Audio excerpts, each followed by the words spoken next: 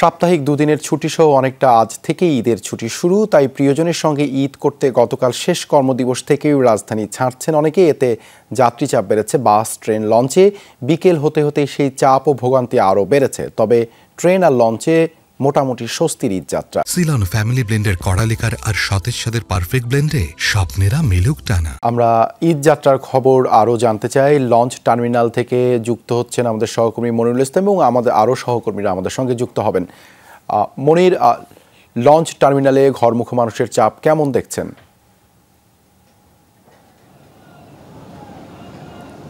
আসলে অনেক চাপ, দুপুর থেকেই চাপটা বেড়ে গেছে, সন্ধ্যার পর থেকে চাপটা কিছুটা কমেছে। আপনি জানেন যে বরিশাল সহ অন্যান্য দূরপাল্লার যে রুটের যে লঞ্চগুলো, সেই লঞ্চগুলো আসলে সন্ধ্যার পর থেকে ছাড়া শুরু করে এবং যতগুলো লঞ্চ আমরা ছাড়তে দেখেছি প্রতিটি লঞ্চে আসলে ছাদে, ডেকে, কেবিনে, করিডোরে কোথাও আসলে জায়গা তো নেই এবং কেবিন তো সবগুলোই ভরা। আসলে আপনি জানেন যে পদ্মা সেতু চালু হওয়ার পর থেকে এই লঞ্চে করে যাত্রাটা আসলে যাত্রী বা লঞ্চের যাত্রী অনেকটা কমে গেছে। শুধু এই ঈদ আসলেই আসলে এই লঞ্চের ভিড়ভাট্টাটা বেড়ে যায়। কালকে থেকে সেই ভিড়টা একেবারে প্রচুর এবং উপচে পড়া ভিড়, এবং আজকে বিকেল থেকে সেটা ছিল। একটু আগে ভিড়টা একটু কমেছে। তারপরেও আমরা যেটা দেখছি যে বিআইডব্লিউটিএ থেকে নির্দেশনা আছে যে অতিরিক্ত যাত্রী নেওয়া যাবে না, নিরাপত্তা বিধান করতে হবে, নিরাপত্তা ব্যবস্থা নিতে হবে, ইঞ্জিন সহ লঞ্চের অন্য কোনো ফিটনেসে কোনো ঝামেলা থাকা যাবে না। তো ফিটনেসের আমরা সেরকম কোনো লঞ্চ দেখতে পাচ্ছি না ভাঙাচোরা, কিন্তু যেটা দেখছি যে আসলে ছাদে বা অন্যান্য অতিরিক্ত যাত্রী এইটাই আসলে ঠেকানো যাচ্ছে না।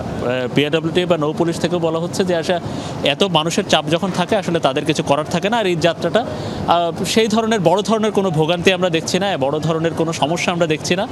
ছাদে অতিরিক্ত যাত্রী হচ্ছে ঠিক আছে, কিন্তু সেটা সেই তুলনায় লঞ্চগুলো বড় আছে বা লঞ্চগুলোর বডি বা ফিটনেস আমরা দেখছি যে খারাপ না। সেক্ষেত্রে আবহাওয়া ভালো থাকলে লঞ্চ যাত্রাটাও অন্যান্য যাত্রার মতো আসলে ভালোই হচ্ছে বা হবে।